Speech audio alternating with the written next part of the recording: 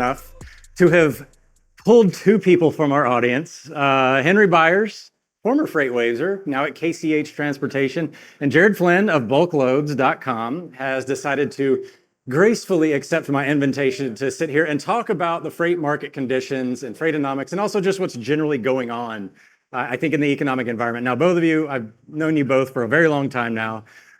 You both have a pretty solid understanding of the environment that we're in terms of freight market dynamics. You, of course, the bulk market expert here.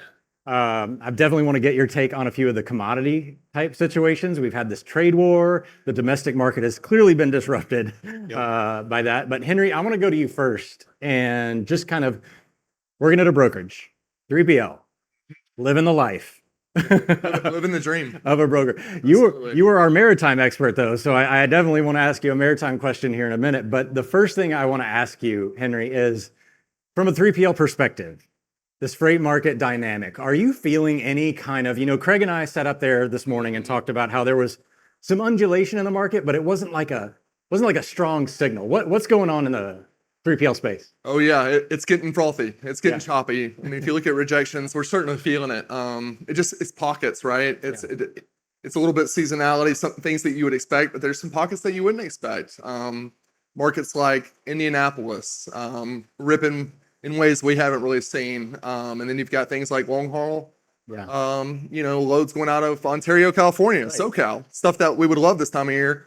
Rejections are over 12%, and certainly putting a lot of upward pressure on rates. So it's a little bit here and there, but if you look at the volatility, especially in OTRI, it's just showing you. Yeah, it's more of this, right? So it's it's something that we've been seeing for quite a while, which is capacity is obviously getting more volatile, getting a little bit more fragmented. It seems like, and certainly seems like we are very exposed to some potential upwards pressure on spot rates as we move forward. Yeah, I think too, from a brokerage perspective, a lot of 3PLs out there have really leaned into the managed transportation space. How exposed do you think this market is on the managed transportation side to a market flip? Managed trans in the sense that you almost fully outsourced. Yeah. I mean, like I said, rates right now, just having gone through, probably $1 billion worth of freight spend here in bids over the last, couple of quarters. And we very clearly see how competitive the rates are. Yeah. And in our opinion, they're at rates that are unserviceable, right, in the face of even if spot rates followed a similar trend to what we saw in 2024, which rejections are stubbornly following a very similar trend to 2024, which would be a very good indicator of what spot rates will do. Right. You're going to see a lot of those service failures in those, managed trans situations. Yeah.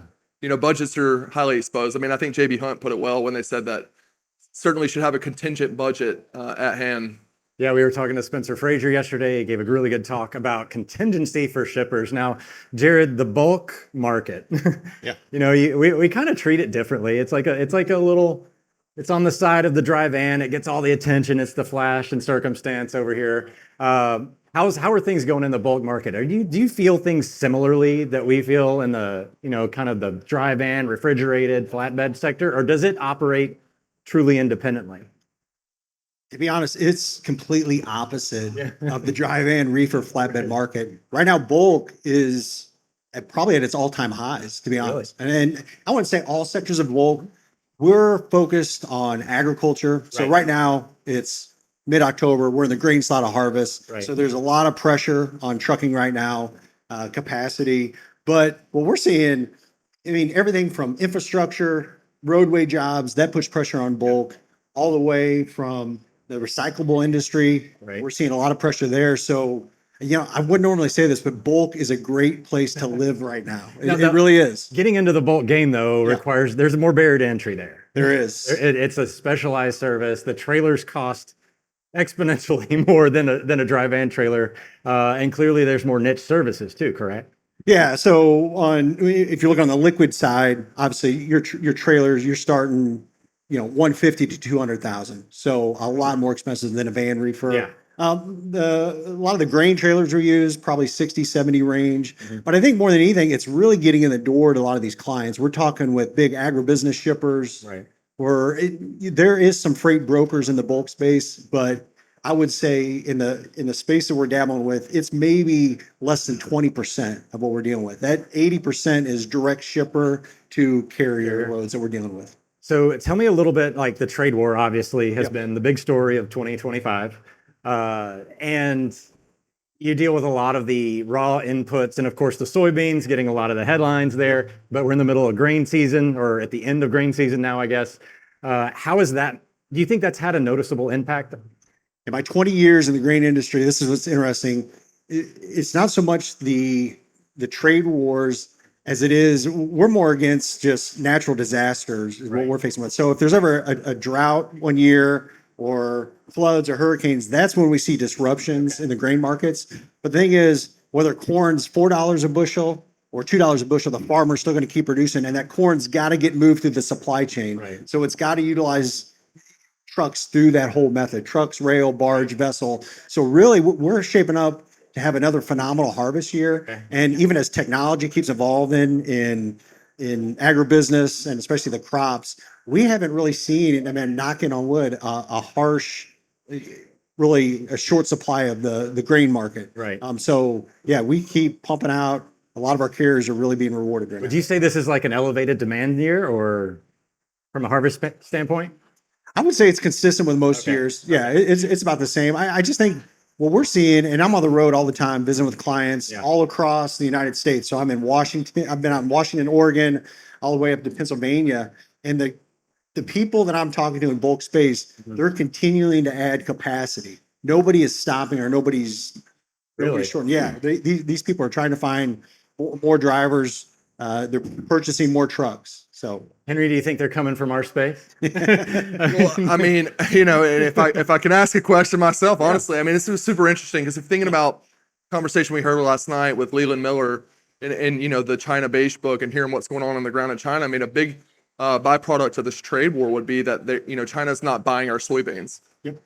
Has that had an impact? Because it seems like it would have a noticeable impact, but then again, you know, we're hearing it from you who would know. It's you know it's a record year, so there's just that much offset with everything else that's going on as far as domestic production, or you know, kind of soybeans in particular. if you look at soybeans, particularly, yeah, there is a price threshold where the farmer's not going to produce soybeans. You know, obviously, there's government will step in and subsidize that as well. But again, when we look at trucking domestically, those soybeans still got to get moved through the supply chain. So instead of getting loaded on a barge, going on a vessel that's getting shipped over to China, those beans are now being consumed internally. So those are going more into feed rations. Right. They're going more into, biodegradable, different types of recyclables. So there's just the soybeans are still moving through the market just in different ways. Right. And there's still truck pressures that rely on that. So in a similar note, Henry, I'm gonna ask you this question because it's really about balancing carrier networks, balancing trade flows and things like that. The trade war has really disrupted a lot of that. We've seen a lot of change in direction. Are you seeing anything from the market conditions anecdotally or in your data that has noticeably changed like the domestic supply chain, in your opinion? Have you seen anything unique this year that's like, hey, I didn't see that happen in any of the previous years? Has there been something that stood out to you? We're just talking about Ontario, but Ontario does have kind of like some volatility in it. Is there something else out there? Well, I think there's been some continuation of trends, right? I think the Southeast United States. You think about the Port of Savannah. I mean, it seems like the last 5-10 years, we've been talking about the Southeast in particular. You're thinking about post-COVID immigration or migration, better yet, to the Southeast, you know, from California, places like that. But I think the most noticeable by far is SoCal and how SoCal has kind of driven freight dynamics for so long, and how that, you know, it's maybe not necessarily changing in the sense that like there's going to be an overwhelming amount more imports go to a different port. I mean, it is happening, but I think you're going to find different suppliers, much like you're saying they found different buyers, you know, for the soybean, different suppliers, Southeast Asia, Indonesia, Malaysia, that'll bring some of that back. But right now there's been such a drop that, SoCal freight dynamics have been, I mean, as choppy as anything. You look at Ontario to Chicago and, you know, in the sonar data, and it's, you know, just this incredible oscillation and volatility, and specifically in that long haul segment, carriers and the repositioning of assets. I mean, that's been one of the biggest drivers, no doubt. I mean, you're seeing a lot of the same seasonality that you would expect across the domestic markets. But I'd say that's one that's been super surprising, and oftentimes you don't really have an answer for because you don't really know exactly how those networks are being repositioned.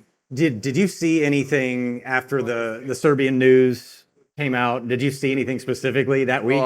I was paying attention for sure. Yeah. You know, I think when spot rates surge like that and rejections don't, you're looking for answers quickly. Right. I think that was it was in part that for sure, and possibly our analysis was thinking more maybe possibly a length of haul thing. Because if you look at national truckload index, it's looking at 250 miles or greater. Right. And I think just the reduction in the more regional moves can reduce that length of haul and can have an exaggerated impact on the rate per mile nationally. Right. But this last move is a lot more interesting because rejections have gone up quickly, spot rates followed, and then line haul, if you look at NTIL, just the line haul version, it actually took another leg up today, which is, again, maintaining that spread over 2024. That's really what I'm watching. And honestly, a month ago in our market update, we said that's the optimistic perspective. Right. Now we're having to kind of redo the optimism on where rates could possibly go. Yeah, Craig and I were talking about the obtuse seasonality that we've entered, where the data really wouldn't have forecasted this on any level because we've broken traditional patterns. So, Jared, back to you on some of this, change of direction, change of flow. Have we seen a change of mix in the freight market from the bulk market perspective? Are we seeing different commodities and different mixes of commodities? Yeah, I want to allude what Henry was saying. On the intermodal side, the one thing we export a lot by container is grain and ag commodities. So you see a lot of it getting loaded out of Tacoma, Long Beach, but a lot of those intermodal containers that come into Kansas City, Chicago, most of those 80+% get loaded with soybean meal. A lot of those that has changed dramatically over the last year. We're not seeing those exports come out because we don't have the inflow of inbound containers. So that's really changed the flow that we see on a lot of our grain that's going export. Has that changed the way that a lot of these carriers are responding to some of the load board transactions or anything like that you've seen? Yeah, we've seen a shift, and I think what it affects more than anything is because a lot of those moves rely on other moves coming out, some of those other raw ingredients, the fertilizer, some of the seed, stuff like that. So we have seen that negative impact, and really actually more drive rates up in truck capacity because we're not seeing that in sync flow of freight move in both directions. Yeah. So Henry was talking about the NTI and the NTIL earlier, which of course is the dry van aggregated spot rate. So rates go up, the NTI goes up. Do you see anything similarly in the bulk market? Are you seeing rates kind of generally go up?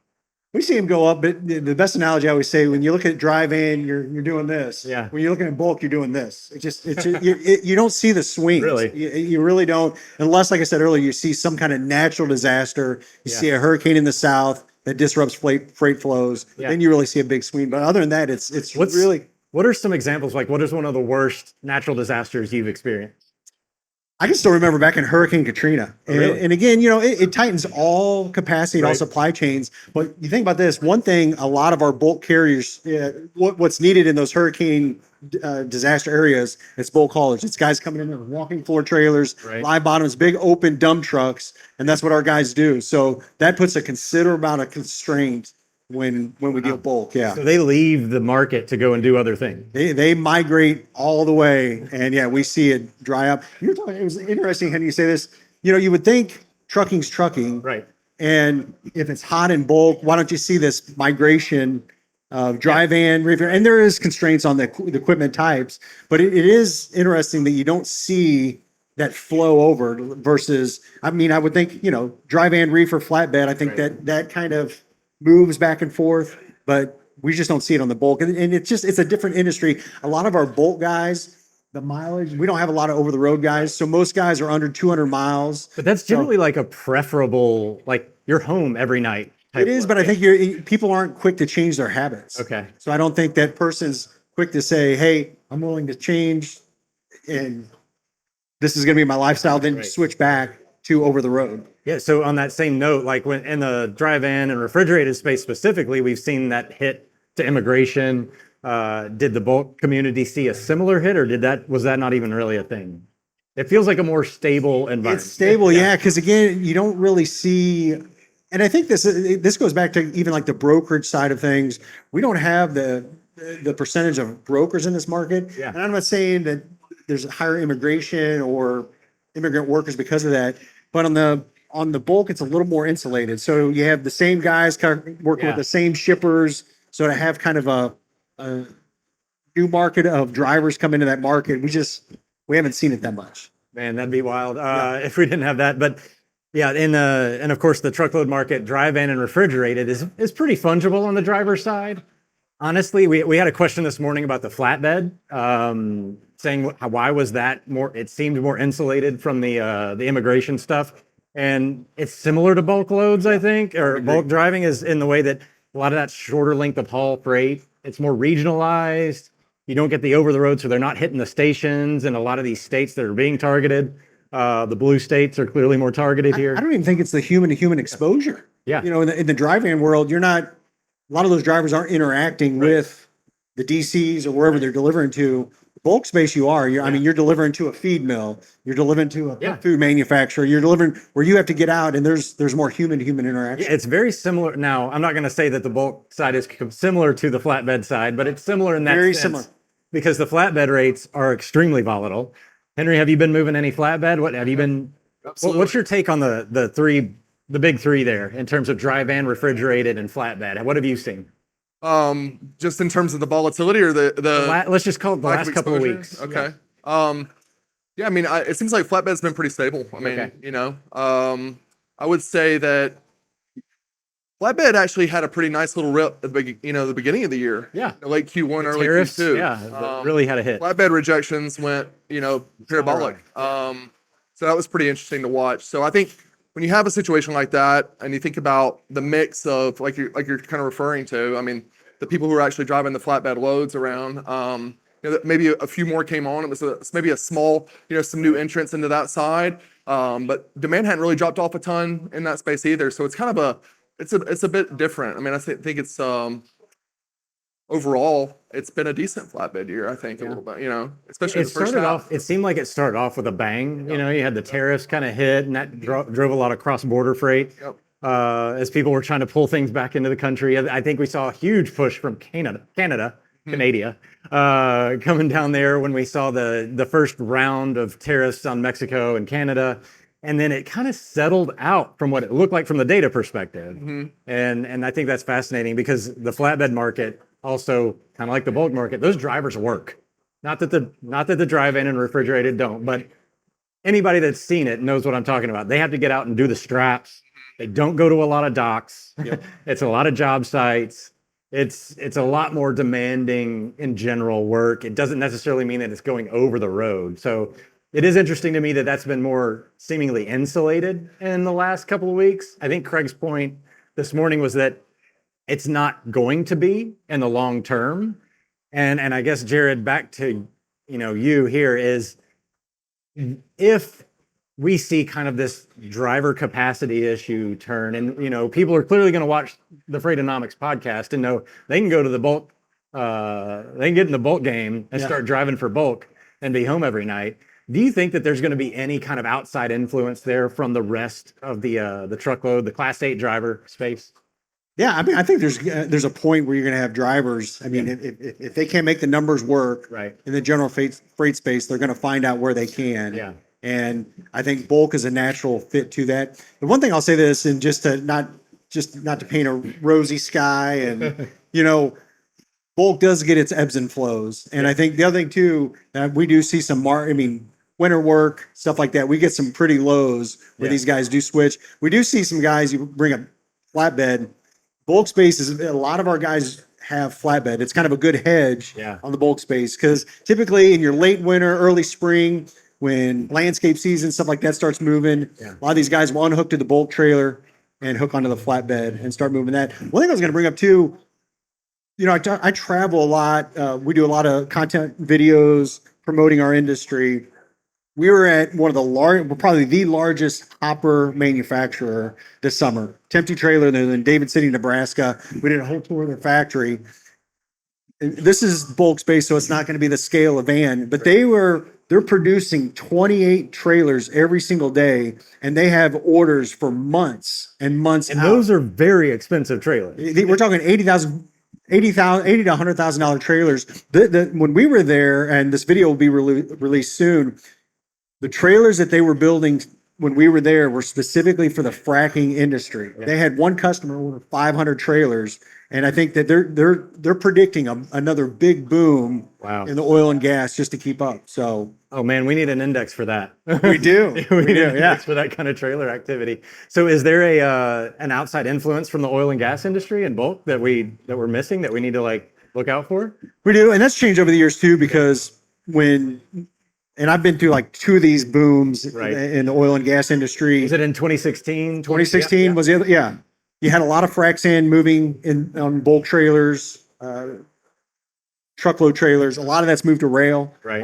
It's gotten more efficient. Even on a lot of the sand that used to get moved from Wisconsin down to Texas, out to Colorado, a lot of that's getting moved by rail. Even the way the fracking's done, the technology's improved where a lot of those raw materials aren't needed as much. Right. But yeah, we're seeing that as another big because the price of crude has been down, right? I mean, we didn't really get above 70 this year, even with the threat in Israel and Iran. We saw like a brief spike above 70, and it's been stable down below. But the economics to produce oil, though, is so much less than it's ever been. Okay. And the technology they can use to frack. Yeah, we were out in it was just east of Salt Lake City, and yeah, I mean, it was booming. I mean, they were moving 400 semi-truckloads of oil a day because there's no rail infrastructure out there. So another big market that makes up our ecosystem of bulk. Oh, that's huge. So Henry, I want to get back to the geopolitics here because we can't have fun in 2025 without it. You talked about the Southern California market, and you used to be the maritime guy. You visited China.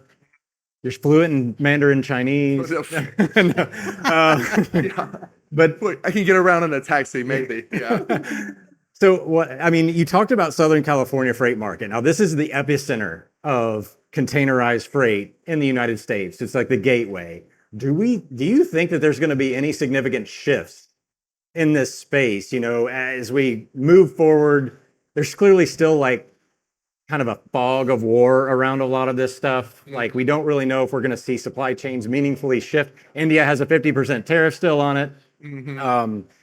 Is there going to be something that we need to watch out for, or are we just going to really lean on California as kind of like that first kickoff point for freight moving across country in the United States? It's kind of the bellwether like it has been. I don't know, man. It's interesting because if you think about China, I mean, we were bringing it up a little bit last night in that China beige book conversation, which is basically like, are you going to ship it? Are you going to start doing it in Vietnam and just, it's going to be Chinese made and, just kind of relabeled in Vietnam and said slapped made in Vietnam, way to circumvent the tariffs, you could say. And how much control, China has on places like Vietnam, right? Like there's some exposure there. So it's really a trend that was happening. I mean, it's been happening for what? Almost 10 years and arguably 10 years or more possibly, like moving, wages in China increasing, moving factors of production to Southeast Asia, Indonesia, Malaysia. I mean, we've seen it in the data this year. Craig's been certainly very vocal about that. So I think, in terms of Southeast Asia and what it's taken from China, I think, certainly, I think temporarily, at least for the next, 2-3 years, we'll continue to look at SoCal. And I think just you can't deny or, discount the presence that these shippers have there. They have so much invested in the inland empire. It's going to be hard to change those types of things. But if you talk about the rising stars, I mean, look at Indianapolis. I keep talking about it. Like, is it just Amazon driving like the entire dynamics that we're seeing there? Possibly it's that, but it's all these other ones, right? Salt Lake City, Denver. There's certainly diversifying, pretty seriously over the last couple of years. So I think it will be less and less of a bellwether in that sense, like it historically has been, moving forward. But I think in the next, 2 years, we'll still be watching it closely. Yeah, I think the rail merger situation potentially could change things a lot too, especially we got what, 18 months away, Mike Bowden-Distel. So last question that I want to ask you, Henry. I want you to put your maritime hat back on again. We just saw the FBXD spike up. We talked about this a little yesterday, but I want to hear your hot take here on, is this a sticky rate situation, or do you think this is just more of a attempt at a general rate increase for the rates for Trans-Pacific containers moving across water? Because it's really out of season, correct? It is. Well, I think, yeah, it's out of season for sure. I mean, you got Golden Week. Yeah, it's optimistic. You typically see ocean carriers. I mean, there's 9 of them can command over 90% of the trade. So they have enormous pricing power, right? They can start to, we actually have ocean rejections, or you guys do, that shows that type of thing. So I'll be watching those. But you typically, when there's a lack of demand, I mean, they typically fall down pretty quick. So I think the GRI is hopeful they'll come back down. So if I was going, if I was trading container do you think it has anything to do with short, but you're not gonna make a lot of money. Do you think it has anything to do with the fees that they're not going to pass on? What, that little bump? The bump. Do you think that it's hard to calculate that purely in a spot market rate. Yeah, right. But I didn't know, because it's like what, $50 per ton or something like that they're gonna pass along potentially, or that Costco has come out and said, we're not doing that. But could that just be like, paying lip service to the market? Yeah, pay lip service. Okay. They tend to do a lot of that. Yeah. Okay, because they don't want to really pull the ire of our president, right? It's something to watch. I mean, you're seeing just so many things that you have to keep an open mind. I mean, you know what I mean? I mean, if you've been predicting the freight market over the last couple of years, like, to keep an open mind, like, you know what I mean? So it's, I'm not saying that it's not showing up, but typically I think it's going to follow historical patterns, which would be hopeful GRI and then come back down just because the demand side. All right, real quick, we got about a minute and a half left. Jared, what's your outlook for the bulk market coming up into 2026? Do you think it's going to be more of the same, more active, less active? What's your take here? I'm bullish. You're bullish. I'm still bullish. I think that there's plenty of opportunities out there. I think, we're a very niche market. I think if there's people out there that's interested, I think there's a lot of opportunities, especially for maybe there's companies out there that want to diversify, maybe not put all your eggs in one basket, being in the van, reefer, flatbed industry. Bulk is just that nice little niche. Right. It's a good hedge to have. It seems like a lot of times when bulk is good, other markets not. We say that all the time, that it just like they seem like they work together really well to migrate over. So lots of opportunities out there. I'd be strongly. You know any websites they can go to get some loads? I know of one, BulkLoads.com. Yeah.